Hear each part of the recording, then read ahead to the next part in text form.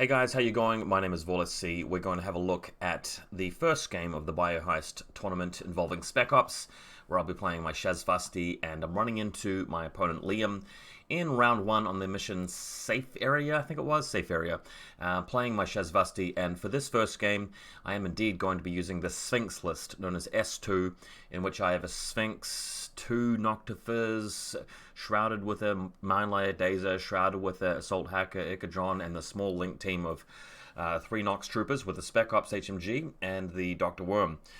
So, Safe Area really is, like I said in the last video, going to be all about trying to get that second turn and trying to just keep that Sphinx alive until the end of the game, and then just moving him into the quadrant that my opponent has the least stuff in, and make sure I have more quadrants controlled than my opponent and having that 4-point swing. As we get there and we roll the dice for first turn, my opponent wins. And I'm thinking, oh, what if he goes second? That's going to be painful. Well, I'll have to try and advance into his army with the Sphinx and pick things off. And he's playing YuJing, so he could have some hacking. He could have a lot of direct template weapons. My opponent actually delights me by going straight for first turn, which means that not only am I going to have my wish of taking second turn, but I'll also get to set up second as well. So things worked out rather well there. So it's going to be Shasvastii versus YuJing. I'll talk briefly about his list, although the problem is that I didn't really talk to him about his list after the game, and he didn't supply me with some sort of like army link, so I'm just really guessing as to what was in there. Let's just go through a brief rundown of what could have been in his list. As far as I remember, it was a big list. So we have the Yanhuo Lieutenant with HRMC. That was definitely there. This guy is he's okay. He's never been my favorite model. It's kind of cool to combo this guy with the Chain of Command Red Fury. Only problem is that if you want to fight with both of them, you could lose both of them and go into Lost Lieutenant, which is a bit dangerous. With Yanhuo Lieutenant, sometimes you just get the wrong matchup, the wrong table, whatever it may be, and he doesn't end up performing, so it's a tough one. It's just a bit, again, a bit scary if you come up against Hidden Deployment Missile Launcher, or it's just such a dense table and you can't get the fire lanes you want, that kind of thing. But still, some games he's definitely going to shine. The obvious Quan Chi plus 4, Celestial Guard plus 4 Quan Chi in there. Major Luna, really good solid ARO piece, especially once Marksmanship level X got buffed. Monstrucker, can't go wrong with it, although I'd prefer to see the Monstrucker comboed with something like a Rushi. The Spec Ops, I can't remember what he took. We're going to assume that it was the Dr. Engineer Hacker with plus 1 whip, something like that. Pretty sure he had at least one of the Yao Zhao helpers with it. I know that there was a Flashball spot. I know that there was a Killer Hacker Ninja. I know there were 4 Shaolin Monks. He had a Krakot.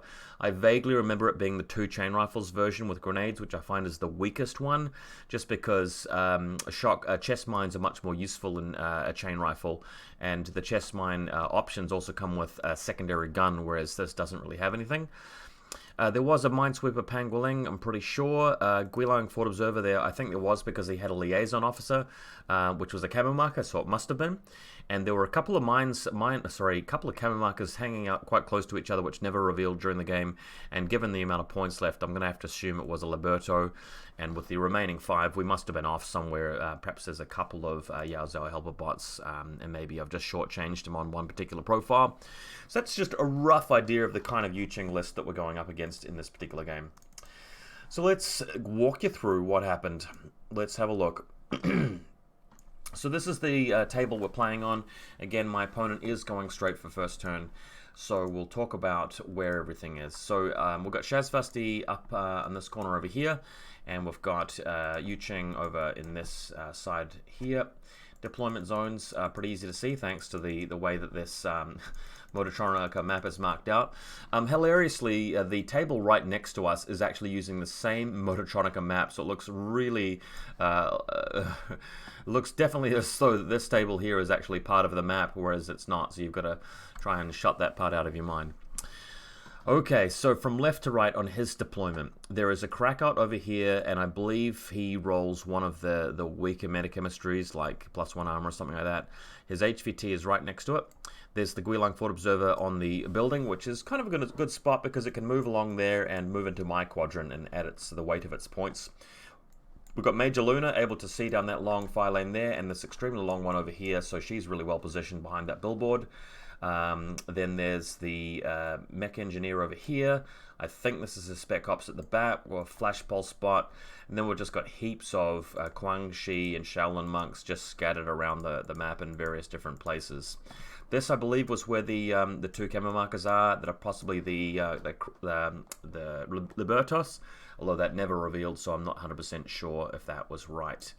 And in this corner, we've got the Pangolin and the Pheasant. And I'm going to tell you now that the Lieutenant Yanhuo is going to be in the middle there. Alright, so closer look at the left-hand side, Flash Pulse spot, Spec Ops, we've got a Major Lunar up there, Yao Zhao, a whole bunch of little skirmishes, I should say. Right-hand side, you can see the control device. There's the Pheasant at the back as well over here. And then just a ton of Guangxi and Shaolin monks, really. Okay, on my side, I'm deploying 2 Noctifer missile launchers in hidden deployment next to this objective room. And if I just scroll back to the first photo and just draw out what that looks like, the first Noctifer is here, and the second Noctifer is here. So you guys can see what I'm doing with that. I'm covering this long lane here with 1 missile. And with the other missile launcher, I'm covering a thin lane through there as well, because I could actually see through that gap. And also across here. So what I'm able to do is have the bulk of my army in this sort of section of the map, and everything that's coming towards that is going to move past that fire lane and past that fire lane. So the Noctifers are going to be able to have a field day. The other reason why they're set up that way is so that I can actually plant my Dazer mine with mine layer ability in the corner of this room where it can't be shot at, creating a Dazer field around here, meaning that anything shooting at the Noctifers is going to be -1 burst, and for all of the skirmishers trying to enter the room, they're going to hit the difficult terrain zone. It's going to slow them down. So I feel like this is a good defensive setup for these 2 Noctifers right here. If I zoom out a little bit, you can see the Dazer mine layer there and the Dazer position but next to the corner of the room. We just saw that the Noctifers are there and there respectively. Got the Echidron here. It's going to be able to move up around here later and put its baggage into the zone. Got the HVT on the right hand side. Then there's the Link team in this position, and we'll talk about them next. Okay, so what I've got here is the Lieutenant right at the back, and then we've got, let me just change colors because this is not ideal. Let's go back to pink. So Lieutenant right at the back. This is my Spec Ops with HMG MSV1 and the Tantro Trooper there. Initially, I've got this guy just prone here so we can only see across this gap. That's to help me shoot down Guangxi and Shaolin monks, which are coming into the side of the table to flush up my markers. But I don't want really him to take any firefights against Yanhuo or Major Luna or whatever may be shooting at him. So I'm just barely covering this lane around the side so that if he does move around there to take the shot from this angle, I'll also be able to fire my Noctifer hopefully across this direction as well. You can see my Doctor right at the back, and this marker over at the far left is my shrouded Assault Hacker. So there's the Dazer here. I've just basically taken a black base and blobbed some white paint on it just to look like some sort of weird cloud. Reserve Trooper is the Yanhuo Lieutenant in the middle of the table on this building, and my Reserve Trooper is this model here, the Sphinx, although this is a picture of the hidden deployment location. He's not on the table to begin with. Game begins with my opponent moving out with lots of Impetuous, heaps of Shaolin monks just moving out, and Guangxi and me really not needing to reveal anything at this point. So they're all just charging across the battlefield as fast as they can. I do decide to reveal this one Noctifer though earlier on once I see his Krakot just barely coming into line of sight. The Krakot's a little bit more problematic because once the Krakot gets over here, it can start trading with things quite effectively. So I wanted to be able to knock it out initially, and because I've hidden so much this game, I want to give him at least one target to go after. So now that I've revealed that, he can move over here and start taking it on with whatever he can. So that's the plan there, and luckily it does go off.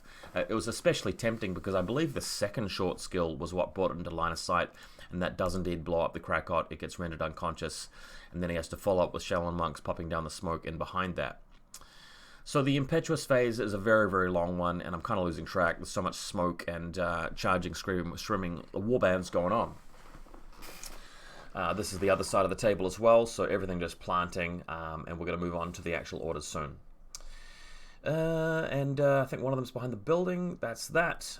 He then moves up with his Monstrucker to this objective, and he's going to spend most of the game with the Monstrucker just holding onto that console and defending it with drop bears, just to preempt that in-game situation where he's going to need to have one specialist in base contact with that objective.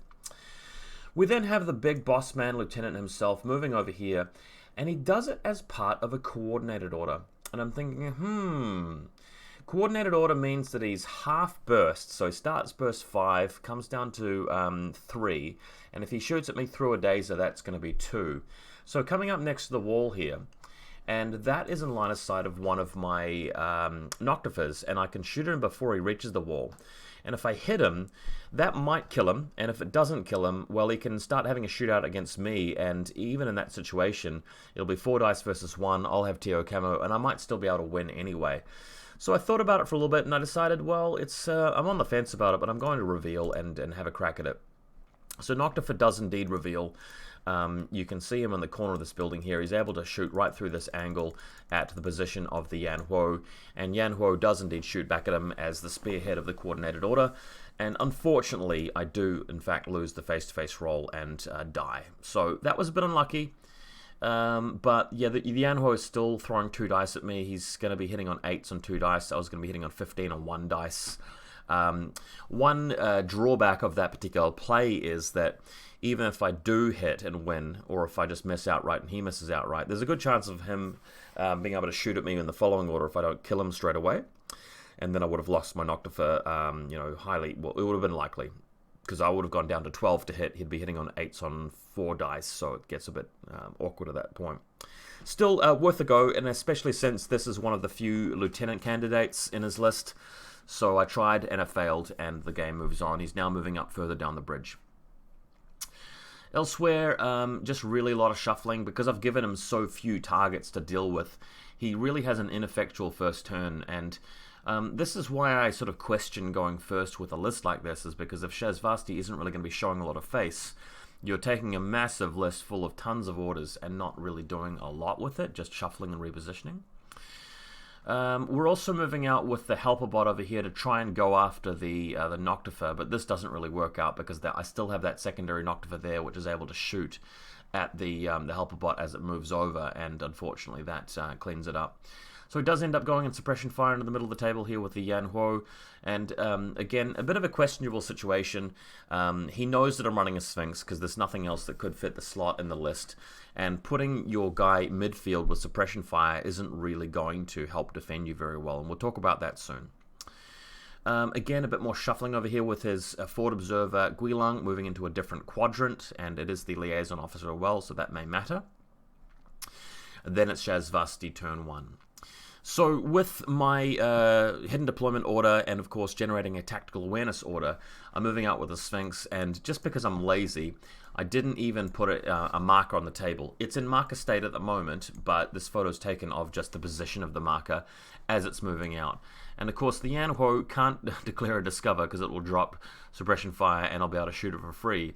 So this allows me to get to a position where I'm going to be behind this billboard or this box, and that'll bring me into short range. I can even climbing plus up to the top of this to get some height, and that will allow me to see the Yanhuo back here without it having cover, and also without coming into line of sight of Major Luna just yet. So in it comes. As that happens, we have a long-range smoke being thrown by the Shaolins, so they land that there, but it's still quite possible for me to move my Sphinx around to this point, climbing plus on top of this box if I want to, and again shoot at our friendly Yanhuo in the distance there. So that is indeed what I'm going to be doing. So just poking out around the corner, I'm able to get line of sight to him and just starting to blip him with shots. And look, we're talking a Sphinx. It's got fatality level 1. It's in the good range band. Even against suppression fire, it's feeling good because that Yanhuo is going to be minus 12 to hit. I'm going to be straight 14s to hit, if not 17s after he loses his suppression fire. So the Yanhuo taking a ton of bullets there, and I believe by the end of the turn is destroyed. Moving ever closer now, I'm just trying to get around the smoke and try and find lines of sight to the Shaolin monks, indeed actually laying one of them low, unconscious. And then once, of course, the Yanhuo is actually dropped prone after taking a bit of damage, What I'm wanting to do is move the tag here on top of this box just to get a bit of a better silhouette here, just to get that final angle into him. But that is going to reveal a Major Luna, which is something that I kind of want, because then I can shoot Major Luna, but at the same time I don't particularly want that, because she's got decent odds to hit me, I think on a 9 on 1 dice, and the viral may end up doing a fair bit of damage. I was willing to take that just because you know, you can only do 2 wounds maximum, and I can scuttle away into my deployment zone and revive myself with the Dr. Worm, and reviving is going to be fairly reliable given remote presence with your rerolls.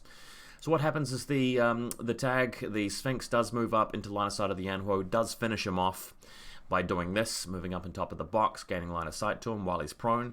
Major Luna does indeed swipe the shot at him, needing a 9 or less. I believe that misses, and the tag is able to now fire back at Major Luna long range to try and block some of her shots during that face-to-face roll.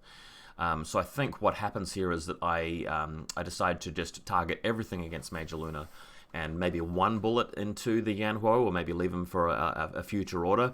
But either way, the one thing that I definitely remember about this play is that I do get lucky with the Sphinx and roll a double crit onto her. Note that that's not too important. Even a single non-critical hit would have been fine. She is likely to have died, and he couldn't have really recovered her from that point. But Major Luna needing a 9 to hit, and the Sphinx needing, I don't know what it would have been, 5s on 4 dice.